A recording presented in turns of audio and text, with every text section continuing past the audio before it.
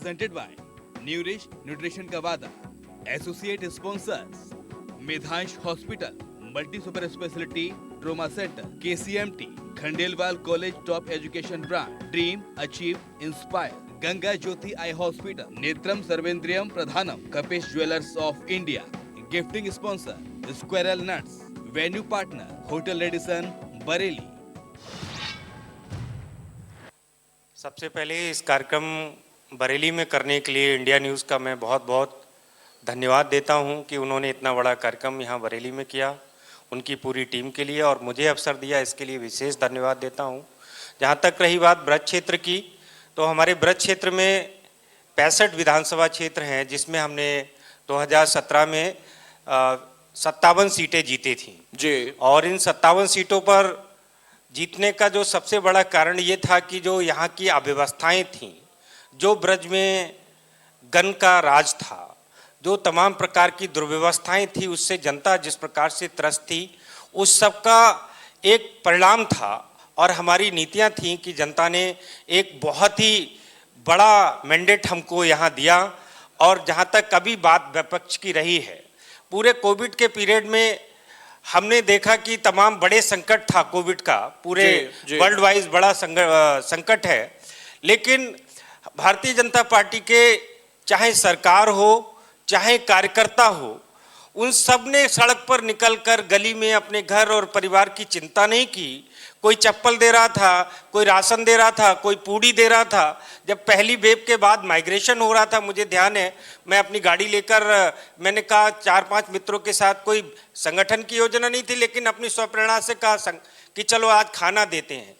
तो पता लगा हमने यहीं जहाँ बाईपास है, इस पर एक बस को रोका, खड़े हो गए हम, पुलिस वालों से कहा, तो उन्होंने कहा नहीं सर हम खाना नहीं लेंगे, अभी पीछे भाजपा वालों ने हमको खाना दिया है। आगे गए तो हमारे संघ के लोग सेवा कर रहे थे, दूसरी ओर गए तो दूसरे अन्य प्रकार के हमारे कार्यकर्ता सेवा कर रहे थे। हमने कोविड के पीरियड में कभी सुल्तानी साहब नहीं मिले आपको सड़क पे ऐसे ही? लेकिन मुझे तो सेवा कर रहे हो। मुझे दुख था कि तमाम आरोप प्रत्यारोप करने वाले जो दल थे, वो कहीं भी राजनीति तो कर रहे थे, लेकिन सेवा के नाम पर मुझे कहीं कोई दिखाई नहीं दिया कि वो दिखाई दे रहे हों। लेकिन इसमें एक बात मैं ऐड करना चाहता हूं भाई, विपक्ष का कहना है कि आप सरकार में हैं तो सेवा कौन करेगा, आप नहीं करेंगे। हमने कहा सरकार एक अलग पक्ष था जी, लेकिन राजनीतिक दल होना केवल उसका काम वोट लेना नहीं है, उसका काम भी सेवा है। हमारे जो कार्यकर्ता सेवा कर रहे थे, वो कोई सत्ता के नाते नहीं कर रहे थे, वो राजनीतिक दल के नाते कर रहे थे। हमने संगठन को अलग रखा। सुल्तानी साहब, इनका कहना है कि आप लोग तो देखिए सेवक है नहीं, है ना, आप लोग खाली फेसबुक पे ट्विटर पे अपनी फोटो डाल रहे थे और बता रहे थे कि हम लोग लड़ाई लड़ रहे हैं। अब इसका क्या जवाब है आपके पास?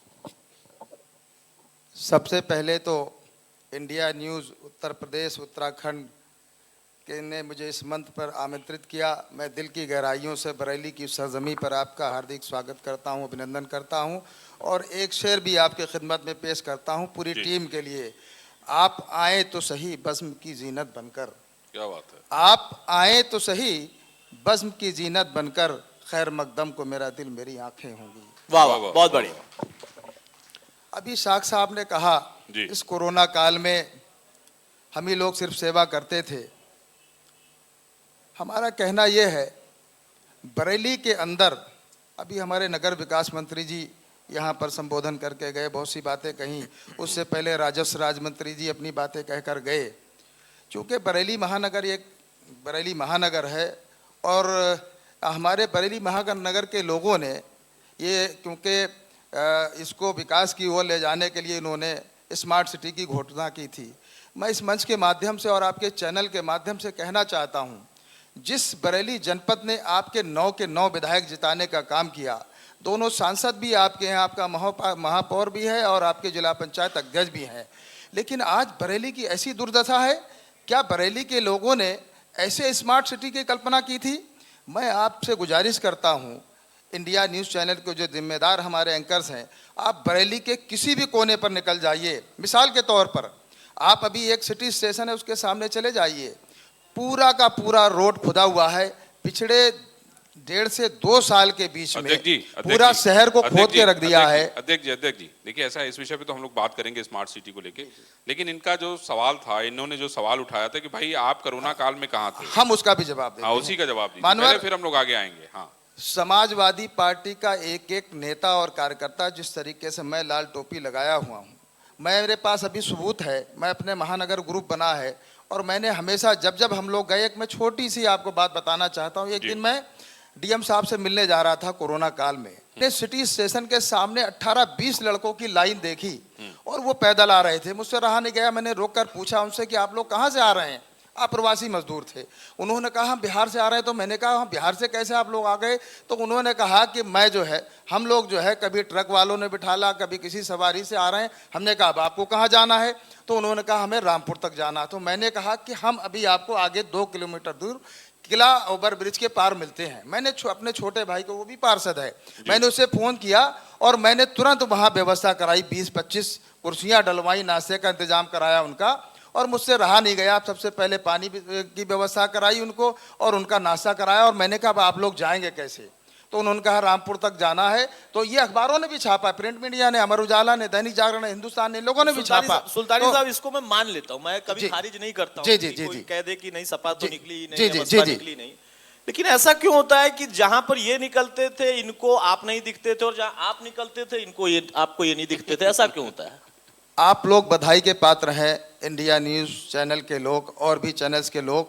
जब जब हमने कोरोना काल में सेवा की है, मेरे पास तो फोटोग्राफ भी उपस्थित हैं। हम लोगों ने जिस तरीके से बरेली में फतेहगंज पश्चिमी के अंदर जो वहाँ हमारा टोल बना हुआ है, वहाँ चूंकि गाड़ियाँ रुकती थीं, तो हमारी पूरी टीम, हम अपनी पूरी महानगर टीम के साथ जाकर वहाँ पर जो हमारे आप्रवासी मजदूर देश के विभिन्न प्रांतों से आते थे, तो हमने उनकी सेवा की। उन्हें हमने वहाँ पर भोजन भी उपलब्ध कराया, नाश्ता भी उपलब्ध कराया, पानी भी उपलब्ध कराया। नहीं, सीसीटीवी की जरूरत नहीं। इन्होंने कहा कि इनके पास फोटो है, मतलब ये सेवा करके फोटो खिंचवा लेते थे वहाँ पे। नहीं, ऐसा प्रमाण नहीं के है। लिए। नहीं, ऐसा नहीं। मेरा बिल्कुल भी सेवा, ये मतलब नहीं कि मैं फोटो दिखाऊं, क्योंकि इधर हमारे भारतीय जनता पार्टी के जिम्मेदार पदाधिकारी ने कहा, इसलिए मैंने ये बात कही। कभी भी मेरा ये मैं इसीलिए सुल्तानी साहब, मैं इसीलिए कह रहा था कि मैं व्यक्तिगत तौर पे इसको नहीं मान सकता एक पत्रकार के तौर पर कि कोई निकला नहीं। सबने जहां जहां कर सकते थे कोशिश की है। ये सच्चाई हो, बीजेपी हो, वो सरकार में भी है तो ज्यादा जिम्मेदारी है। आप विपक्ष में थे, मुख्य विपक्षी दल है, तो आपकी भी जिम्मेदारी है। एक बहुत महत्वपूर्ण बात कहना चाहता हूँ, अगर जल्दी इजाजत से। होता। बिल्कुल बिल्कुल, बहुत जल्दी से। कोरोना काल के अंदर हमारी पार्टी की जब सरकार थी 2012 से 17 के बीच में, तो हमारे पार्टी के राष्ट्रीय अध्यक्ष आदरणीय अखिलेश यादव जी ने 300 बेड का अस्पताल दिया बरेली के अंदर। उस अस्पताल ने कोरोना के पीड़ित मरीजों को सही करने में सबसे महत्वपूर्ण भूमिका अदा की। लेकिन कहीं ना कहीं जो ऑक्सीजन की व्यवस्था सरकार ने नहीं की थी, मेरा मानना है अगर सरकार ने समय रहते व्यवस्थाएं की होती, ऑक्सीजन की व्यवस्था और भी जो स्वास्थ्य सुविधाएं होती हैं वो सब दी गई होती, तो इतने लोगों की मौत नहीं हुई होती। इसमें कोई शक नहीं है। और कोरोना ने देखिए दुनिया को समय नहीं दिया, तो सरकार ने कहा समय से। लेकिन अगर आप सचेत जाते तो शायद हो सकता था, और आगे भविष्य के लिए हमें, चाहे आप सत्ता में हो, कोई और सत्ता में हो, उनके लिए एक सीख जरूर मिली। लेकिन अफसोस की बात है, ऑक्सीजन भी हो जाता। हाँ, लेकिन प्रशांत शर्मा साहब, नहीं, मैं बाकी अन्य मेहमानों के पास जाऊं, विकास भाई के पास या गौरव सक्सेना के पास, लेकिन बसपा को भी शामिल करना बहुत जरूरी है। भाई, पक्ष और विपक्ष में बीच में है कहीं, या मतलब एकदम साइलेंट चल रहा है सब? बहुजन सर्वप्रथम इंडिया टीवी के इंडिया न्यूज के अधिवेशन को बहुत बहुत आभार। आप लोगों ने बुलाकर जो सम्मान दिया उसके लिए मैं रेडी रहूंगा। और बहुजन समाज पार्टी शिवगुफों की राजनीति नहीं करती है, बहुजन समाज पार्टी सिद्धांतों की राजनीति करती है। तो सिद्धांतों की राजनीति में कहीं दिखेंगे कि ऐसे ही मतलब बिल्कुल साइलेंटली दिखेंगे। चलते पूरी रहेंगे? बहन मायावती के साथ पूरे ब्राह्मण समाज के साथ साथ हर समाज का लोग खड़े हुए हैं। क्या लगता है इस वक्त, क्या आपको लग रहा है किस तरीके की भूमिका है? राजनीतिक तौर पर सक्रियता? राजनीतिक तौर पर पूरी सक्रियता है।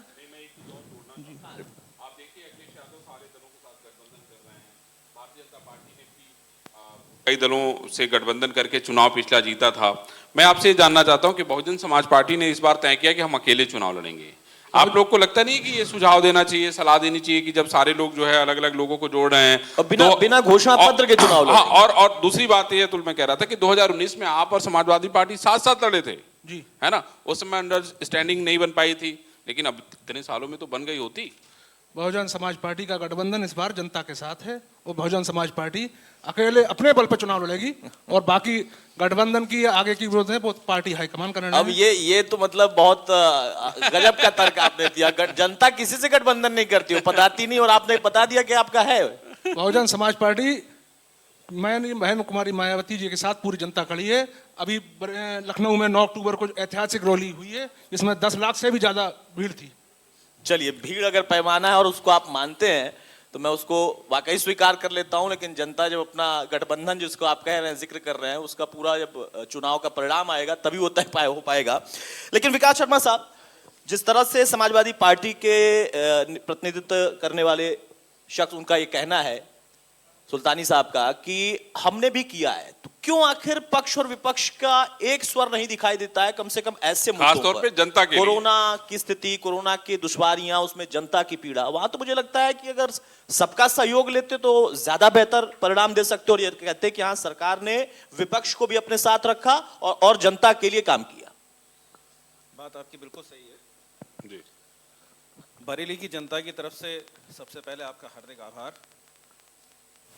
बरेली अधिवेशन आपने किया और सरकार ने जो कोरोना काल चला, जी, सरकार ने बेहतर से बेहतर करने का प्रयास किया। विपक्ष के लोगों से भी बातचीत करी, खुलकर बातचीत करी, मोदी जी ने करी और हर दल के व्यक्ति से ये तो कहते हैं मुकदमा करा दिया, आप कह रहे हैं बातचीत करी। मुझे मेरी बात कहने दीजिए। नहीं, बिल्कुल कहिए आप, लेकिन ये कहते हैं मुकदमा करा दिया आप लोगों ने, निकले तो ये भी कहते हैं ऑक्सीजन नहीं था। थोड़ी देर पहले आपके मंच में मैंने सुना था, डॉक्टर्स कहकर गए थे, पूरी हो जाए, डॉक्टर्स ये कहकर गए थे कि सरकार ने ऑक्सीजन की व्यवस्था अच्छी करी। डॉक्टर्स ये कहकर गए थे बोकारो स्टील प्लांट जो था बंद किया गया, वहां सारी की सारी ऑक्सीजन यहाँ भेजी गई। हाँ, ये बात समाजवादी पार्टी के पूर्व मेयर कह के गए डॉक्टर आई एस तोमर कि पहले रुकी वहां पर, फिर रुकी लखनऊ में, फिर बरेली में, फिर मुरादाबाद तक गई। बात किसकी सही मानी जाए, ये तय तो करें। एक छोटी सी मैं अपने भारतीय जनता पार्टी के नेताओं से ये कहना चाहता हूँ, अगर कोरोना काल में इन्होंने अच्छी व्यवस्था की होती तो इनके माननीय स्वर्गीय केसर सिंह जो विधायक थे नवाबगंज से,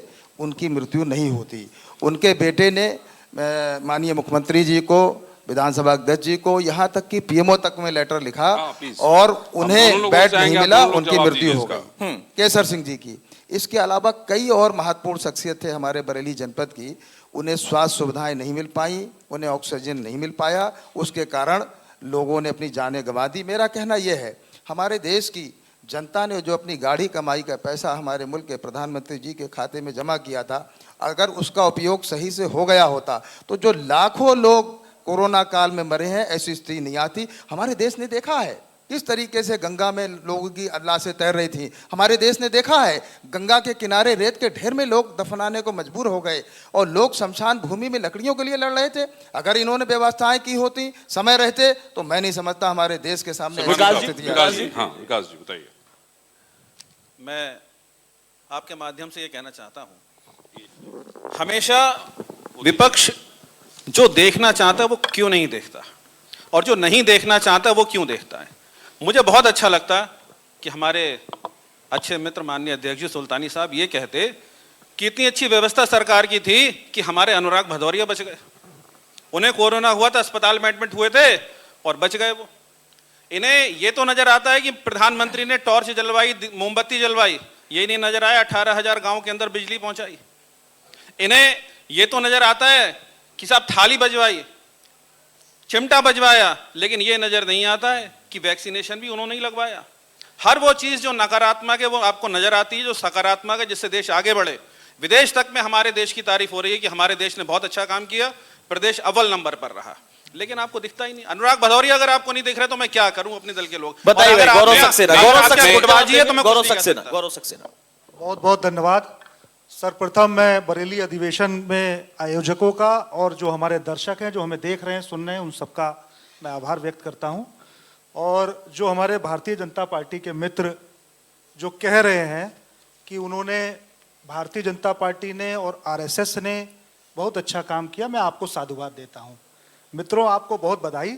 लेकिन ये जो कोरोना बीमारी थी उसको त्रासदी भी बनाने में आपकी सरकार का योगदान। कोरोना बीमारी थी ना, कोरोना बीमारी थी, उसको त्रासदी भी बना दिया। मुझे याद आ रहा है अखिलेश यादव ने कहा था कुछ नहीं है। देखिए ऐसा अब आपने मान लिया कम से कम बीमारी थी। नहीं, देखिए जिसने अपने को खोया है, हम सब लोगों ने, उन्होंने कहा था कि ये वैक्सीन भारतीय जनता पार्टी अपनी वैक्सीन के नाम से प्रचारित करती है।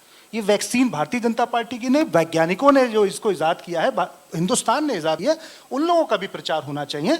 और बीमारी का इलाज दवा से होता है, ये बात ठीक है। लेकिन मैं एक बात आपके माध्यम से कहना चाहता हूं, हमारी देश की सरकार, हमारे प्रदेश की सरकार, इसमें एक मंत्रालय सबसे ज्यादा काम करता है, इनका प्रचार मंत्रालय। इनका प्रचार मंत्रालय इतना तेज है कि ये केवल अपने लिए ही सब कुछ करते हैं। मैं कहता हूं इस त्रासदी में जो आप भोजन की बात कर रहे हो, ये आपने नहीं किया, ये बहुत सारे समाज सेवियों ने, ये व्यापारियों ने, दलगत राजनीति से ऊपर उठकर लोगों ने इसको त्रासदी से लड़ने का काम किया। मैं आपके माध्यम से यहां पर याद दिलाना चाहता हूं, हमारे प्रदेश के यशस्वी मुख्यमंत्री जी लखनऊ में बैठकर एक बयान देते हैं कि पूरे प्रदेश में कहीं पर भी ऑक्सीजन की कमी नहीं है, कहीं पर भी जो है बेड की कमी नहीं है अस्पतालों में। लेकिन दुर्भाग्य की बात, जब वो बरेली में आते हैं, किसी भी एक कोरोना मरीज से नहीं मिलते, किसी भी अस्पताल के अंदर दौरा नहीं करते, केवल जाते हैं कलेक्ट्रेट के अंदर जो कंट्रोल रूम बनता है उसका दौरा करते हैं, और फिर एक विद्यालय में जाते हैं जहां पर रेड कारपेट बिछा होता है, बस केवल उस पर जाकर वहां पर लोगों की मीटिंग करते हैं, लेकिन कोरोना मरीजों से मिलने का काम नहीं करते। और जिन लोगों ने अपने लोगों को इस कोरोना महामारी के अंदर खोया, उनके लिए दो शब्द भी नहीं निकलते। लेकिन गौरव भाई, आप रेड कारपेट पे आ गए। रेड कारपेट की परंपरा तो आप सबकी रही है ना, ऐसा थोड़ा नहीं कि आप लोग नहीं बिछाते थे रेड कारपेट, इन्होंने अलग से रंग डाल के उसमें बिछा दिया। मैं एक बात कहता हूं, मैंने इनको साधुवाद दिया, आपने काम किया, मैं इसको मना नहीं करता, लेकिन उस चीज की भी जिम्मेदारी आपको लेनी पड़ेगी। सरकार में आप हो, जो बच्चे रोते बिलखते सड़कों पर घूम रहे थे, जो लोगों के पैरों के छाले थे, जो सांसें जो है रुक रही थी सड़कों पर, वो उसकी भी जिम्मेदारी आपको लेनी पड़ेगी। आपकी बात जो से अस्पतालों में लोगों ने अपने को खोया, हो सकता हूं, उसकी भी लेकिन हमने देखा नहीं कि सत्ता में रहते हुए किसी ने जिम्मेदारी इस तरह की चीजों की भी कभी ली ना। आपको देखा ना इनको देखा। मैं सीधी बात यही कहूंगा। कुछ कहना चाह रहे हैं? दुर्विजय जी को मैं दोनों विकास एक मिनट, एक जरा दुर्विजय से लेके फिर आपके पास आते हैं। हाँ दुर्विजय जी बताइए आप। देखिए, जहां तक ये माननीय मुख्यमंत्री जी की बात कह रहे हैं, इतना संवेदनशील मुख्यमंत्री अभी उत्तर प्रदेश में कोई नहीं हुआ है।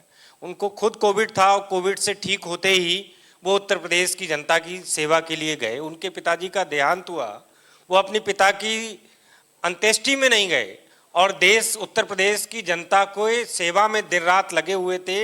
और उत्तर प्रदेश का जो कोविड प्रबंधन था वो पूरे देश भर में सराहा गया। और लेकिन विपक्ष को केवल एक बात कहनी है कि केवल और केवल हमको निंदा करनी है, उसका वो करना है। लेकिन और जहां तक भारतीय जनता पार्टी के लोग हैं, उन सब ने, मैंने पहले भी बताया, और सरकार ने तो विशेष तौर से, और देश भर में भी आप सबको ध्यान में होगा कि आज देश में जो स्वदेशी निर्मित टीके हैं, हमें किसी विदेश में मुंह नहीं ताकना पड़ रहा है। माननीय अखिलेश यादव जी ने भारतीय जनता पार्टी की वैक्सीन है, इसको लगवाने की जरूरत नहीं है। मैं कहता हूं ये लोगों को भरमाने का पाप किया है उन्होंने, उनको शर्म आनी चाहिए थी। ये वो कह सकते थे ये वैज्ञानिकों की लगाई हुई वैक्सीन है, लोग आगे बढ़कर लगाए, लेकिन उन्होंने लोगों को भ्रम में डाला। इस कारण बहुत सारे लोगों को कोविड हुआ। नहीं, तभी तो नेताजी सबसे पहले आगे भाई मैं भी लगवा लेता हूं। अपने बेटे की बात उन्होंने ही नहीं मानी, उन्होंने लगवाई। पाप क्या है? और आज जब आपको ध्यान में आएगा, जब दुनिया भर में महामारियां खत्म हो जाती थी, वहां पूरे देश में वैक्सीनेट हो जाते थे लोग, लेकिन तब जाके हमारे देश में सबसे लास्ट में पोलियो की वैक्सीन आई। लेकिन आज कोविड की वैक्सीन पूरे देश भर में हमने, हमारे मोदी जी का ये प्रयास है। निश्चित रूप से मैं कह रहा हूं, ये कह रहे हैं वैज्ञानिकों ने बनाई, वैज्ञानिकों को निश्चित रूप से श्रेय है, लेकिन सरकार की अभी तमाम जो लोग थे वो कह रहे थे कि किसी भी योजनाओं को, किसी भी चीज को बिना सरकार के सहयोग के हम डेवलपमेंट नहीं कर सकते हैं। सरकार ने वो परिस्थितियां दी, सरकार ने वो संसाधन दिए, सरकार ने वो एटमॉस्फेयर दिया वैज्ञानिकों ने, वैज्ञानिकों को कि वो उस सारी चीजों को क्रिएट कर सके, वैक्सीन बना सके। और आज हमने वर्ल्ड रिकॉर्ड बनाया है वैक्सीनेशन के मामले में।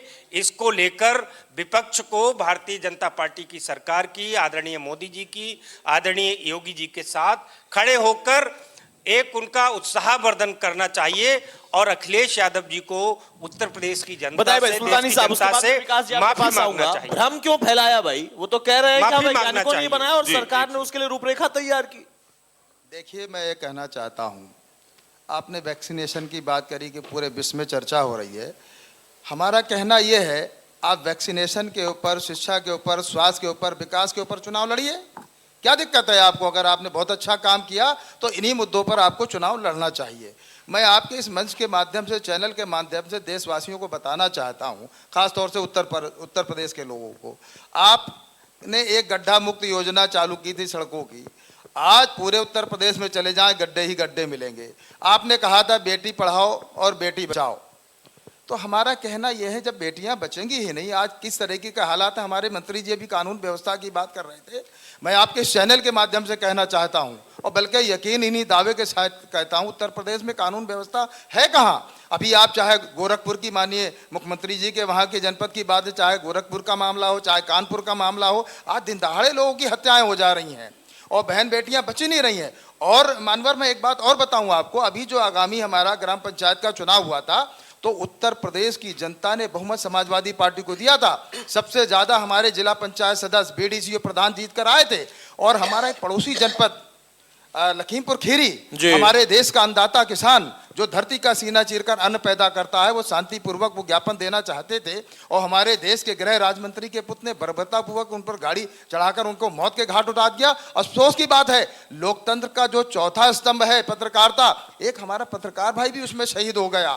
तो और उसी जनपद की अगर मैं बात करूं, तो जब ग्राम पंचायत का चुनाव हो रहा था, तो हमारी एक माता, एक हमारी बहन बेटी अपने मत का प्रयोग करने जा रही थी, लेकिन इस भारतीय जनता पार्टी के लोगों ने महाभारत में जो द्रौपदी का चीरहरण हुआ था, उसकी याद दिलाने का काम किया। आप जैसे चैनल के जिम्मेदार लोगों ने, पूरे देश ने देखा है उसको, किस तरीके से उस बहन का चीरहरण किया गया था। बड़े अफसोस की बात है। हमारा कहना है, अगर आपने विकास किया है, अभी हमारे मंत्री जी बहुत अच्छी बात कर रहे थे, सन 2018 में इन्वेस्टर समिट हुआ था, लोगों ने, हमारे देश के तमाम उद्योगपतियों ने हजारों करोड़ रुपया है इन्वेस्ट की बात करी थी। आपकी कोई भी जनहित की योजना उत्तर प्रदेश में अगर देखने को मिले तो बता दीजिए आप, किसने यहाँ इन्वेस्टमेंट किया? आप लगभग 3 महीने रह गए, जनवरी लास्ट में जहाँ तक आचार संहिता लग जाएगी, आप उद्योग लगाने की बात करते हैं, आप विकास की बात करते हैं, आप शिक्षा की बात करते हैं। 4.25 साल में आपने क्या किया?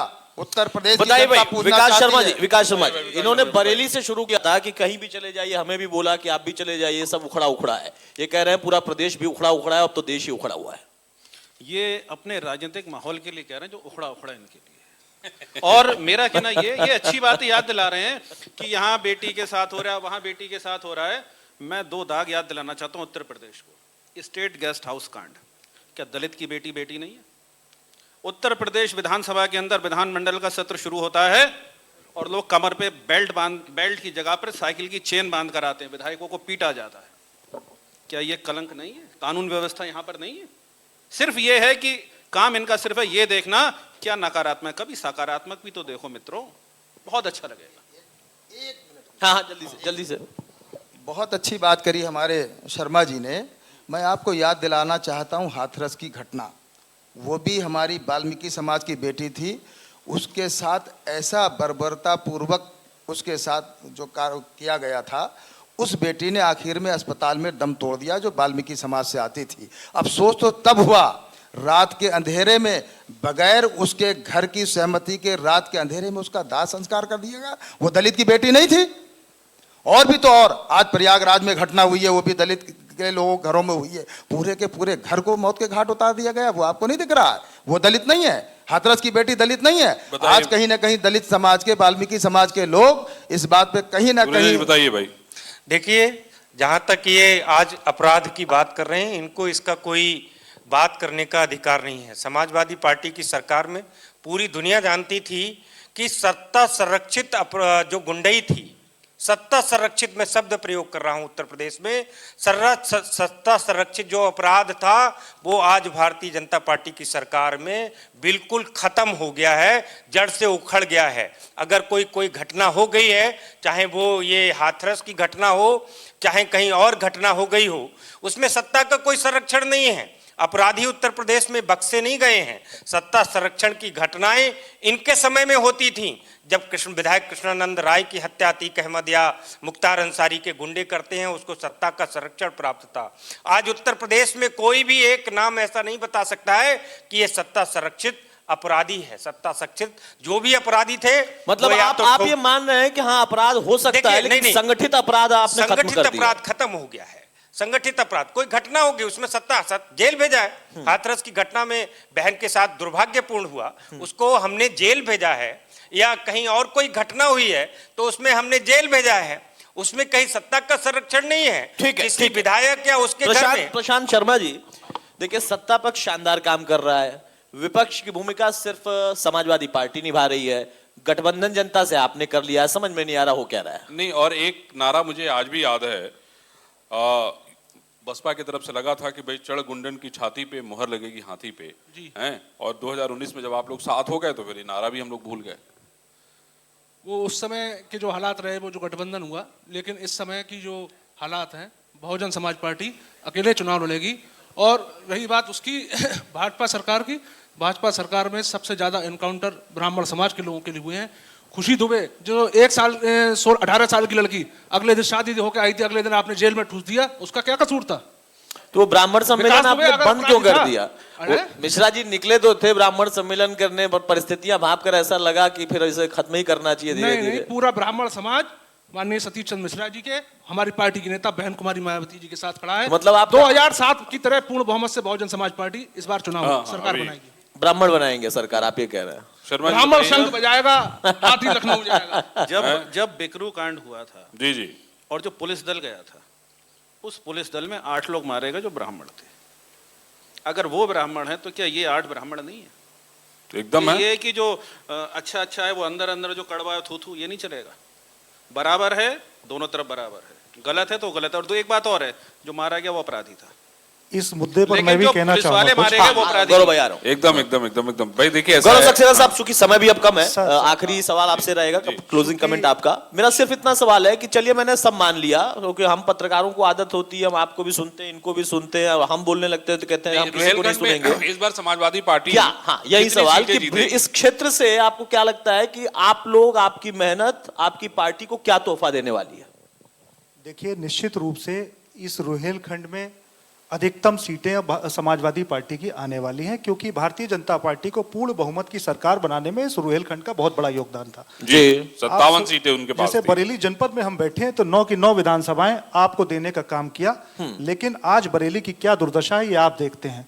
हमारे मित्र यहाँ बैठे हैं, ये हमारे साथी पार्षद भी हैं, हमारे सीनियर हैं, हमारे बड़े भाई हैं, लेकिन मैं इन्हीं के सामने इस बात को बहुत ही ईमानदारी से कहना चाहता हूं और बाकायदा पुख्ता सबूत के साथ कहना चाहता हूं। आपके नगर निगम में भारतीय जनता पार्टी के महापौर जी हर चौथे दिन 5वें दिन ये कहते हैं कि स्मार्ट सिटी के में कार्यों में भ्रष्टाचार हो रहा है। आपके दैनिक अखबारों ने रोज छापा है, हमारे महापौर जी आरोप लगाते हैं अधिकारियों के ऊपर कि भ्रष्टाचार हो रहा है, स्मार्ट सिटी में सब कुछ ठीक नहीं चल रहा है, लेकिन शासन और प्रशासन कभी भी उसका संज्ञान नहीं लेती। अब आप बताइए कि आपके जनप्रतिनिधि अपने ही स्मार्ट सिटी पर जब उंगली उठाते हैं और आप कोई कार्रवाई नहीं करते हैं तो इसका क्या मतलब होता है? बताइए ये भाई। मतलब आपको जनता विकास बताएगी। शर्मा जी बताइए भाई। और देखिए, दोनों ही समाजवादी पार्टी के हमारे मेहमान सबूत जरूर दे रहे हैं, हर बात में सबूत दे रहे हैं। अरे भाई बताइए। सबूत और गवाह हर चीज का होना चाहिए। हाँ। मैं इस प्रश्न को स्वीकार करता हूं।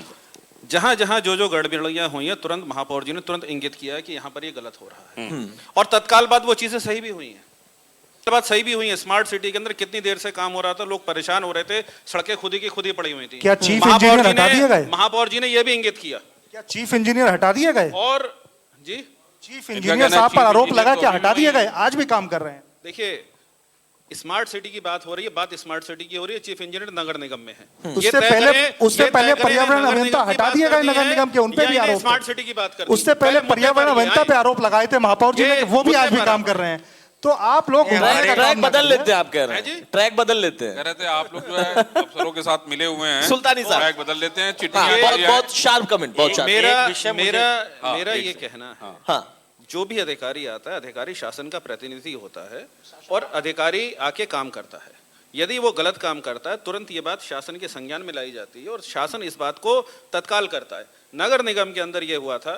मतलब आप मान रहे हैं कि अगर गड़बड़ी है तो महापौर ने उसको उठाया और उस पर फिर एक्शन भी हुआ, तत्काल एक्शन हुआ। हाँ। और वही नहीं, हर पैमाने पर हुआ है। Closing comments. मैं नहीं, दुर्विजय सिंह से एक सवाल ले लेते हैं। हमारे साख साहब ने एक बात कही थी कि आपको ये कहने का अधिकार नहीं है, तो मैं साख साहब से आपसे ये कहना चाहता हूँ, आप संविधान की धारा 19 पढ़ लीजिए, उसमें सीधे प्रावधान है सब निर्वाचित सरकार के विरुद्ध कोई भी आम व्यक्ति असहमति व्यक्त कर सकता है, शांतिपूर्वक धरना प्रदर्शन कर सकता है। संविधान ने हमें यह हक दिया है कि हम अपने देश के मुद्दों को, चाहे जनहित के मामले हो जो भी हो, उस मामले को हम उठा सकते हैं। तो हमें संविधान ने अधिकार दिया, आप हमें नहीं रोक सकते, अधिकार से वंचित नहीं कर सकते, अधिकार से वंचित नहीं कर सकते आप। देखिए, मैंने जो बात कही वो इस परिप्रेक्ष्य में नहीं कही जिस ओर वो अध्यक्ष जी ले जा रहे हैं। मैंने कहा मैं खुद ही गंदा हूं, मैं खुद गुड़ खाता हूं, दूसरे को मना करने से कैसे मना कर सकता हूं। तो मैं इनकी बात कहना चाह रहा था, क्राइम की बात। इस ब्रज रीजन में रात को 8 बजे किसी का इंजन जिससे सिंचाई होती है, समाजवादी पार्टी में सरकार में अगर खेत में है, मैं गांव का रहने वाला हूं, मुझे ध्यान है, तो उसका नौजल प्लंजर खुल गया। नौजल प्लंजर उसका एक पार्ट होता है, बिल्कुल, उसकी भैंस खोल ले गए, राजनी हो गई, चोरी हो गई, ये आम घटनाएं थी। मर्डर हो गया, कत्ल हो गया किसी निर्दोष आदमी पर जो सत्ता का पक्ष का नहीं था। मानवर थानों में हत्याएं हो रही हैं, तो एक मिनट बोल लेने दीजिए, जब मैं बोला नहीं तो जो सत्ता पक्ष का नहीं था, विपक्ष का था, उस पर उन्होंने मुकदमा लगवाना है, लिखवाना है।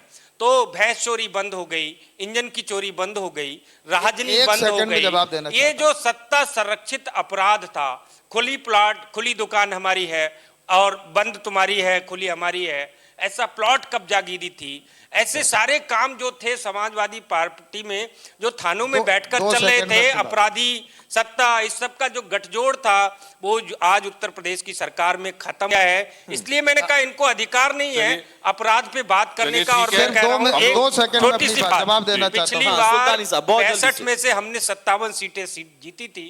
मैं ब्रज के हर जिले में लगभग गया हूँ, हर विधानसभा में मैं गया हूँ। मेरे पास जनता का फीडबैक है अब की कम से कम 64 सीटें जीतेंगे। बड़ा जी आंकड़ा जीत कर सुल्तानी साहब, बहुत जल्दी से। कारण ये है, लोग कह रहे हैं कि हम चैन से जी रहे हैं, हमारी भैंस चोरी नहीं हो रही है, हमारा इंजन नहीं खुल रहा है, हमारी डकैती नहीं हो रही है, हम रात में 12 बजे काम कर सकते हैं, हमारे पास बिजली है, हमारे पास पानी है, हम शांति से उत्तर प्रदेश में रह सकते हैं। कल्पना नहीं है। सुल्तानी साहब, शाख साहब, आप भूल गए, आपके जो वर्तमान विधायक हैं भारतीय जनता पार्टी के, वो खुद कहते रहते हैं, सार्वजनिक रूप से बयान देते हैं, कोई अधिकारी हमारी सुनता ही नहीं है। अगर आप क्राइम की बात करते हैं, हमारा तो कहना है कि सत्ता के संरक्षण में अपराधियों के हौसले बुलंद हैं। हम कहते हैं नेशनल क्राइम ब्यूरो की रिपोर्ट उठाकर देख लीजिए, सपा सरकार के 5 साल के शासनकाल में क्राइम कितना हुआ, अब कितना हुआ। यानी कुल मिलाकर जो इस वक्त भूमिका है, चाहे वो सत्ता पक्ष की हो या विपक्ष की हो, वो जनता के सेवा के लिए भूमिका है। लेकिन असल में सेवा किसने ज्यादा की है, इसको लेकर इन लोगों में आपस में लड़ाई है। दोनों लोगों के अपने अपने दावे हैं अतुल। हाँ। और मैं समझता हूं दोनों लोग आश्वस्त हैं। इन लोगों को लगता है, बहुजन समाज पार्टी को लग रहा है कि भाई वो अकेले जो है छक्का मारेंगे। हाँ। और समाजवादी पार्टी तो पूरी तरह से आश्वस्त है, क्योंकि उनके पास राजभर भी आ गए हैं। हाँ। उनके पास कृष्णा पटेल भी आ गई हैं, उनके पास संजय चौहान भी आ गए हैं। हो सकता है शिवपाल भी कुछ दिन में आ जाए, चचा जान भी आ जाए, अभी तक तो नहीं आ पाए। मालवा डबल इंजन की सरकार जाने वाली है, चलिए डबल इंजन की सरकार जाने वाली है, और इधर पार्टी की आने वाली है। और भाजपा को लगता है कि भाई हम ही वो हैं जो क्षेत्र में निकले, जो जिन्होंने लोगों की सेवाएं की हैं, और इनको लगता है कि भाई हमें वो इनाम जो है मिलने का वक्त आ गया है। ये देखना बेहद दिलचस्प होगा अतुल कि कौन जो किसका दावा है वो कितना फलित होगा। लेकिन चुनाव तो दिलचस्प है, बिल्कुल चुनाव रोचक होगा, इसमें कोई शक नहीं है। और ये हर पार्टी के नेता भी कह रहे हैं, मुखिया भी कह रहे हैं, लेकिन जनता बड़ी रोचकता के साथ सबको देख रही है। तय आखिर में जनता को ही करना है। बहुत बहुत शुक्रिया, बहुत धन्यवाद। और शानदार अधिवेशन, आप सभी लोगों का सहयोग। आगे फिर कभी जरूर आपसे मुलाकात होगी। धन्यवाद, thank you sir. Presented by Nourish nutrition का वादा, associate sponsors Medhansh hospital, multi super speciality trauma centre, KCMT, Khandelwal college top education brand, dream achieve inspire, Ganga Jyoti eye hospital, नेत्रम सर्वेंद्रियम प्रधानम, Kapesh jewellers of India, gifting sponsor squirrel nuts, venue partner hotel Radisson Bareilly.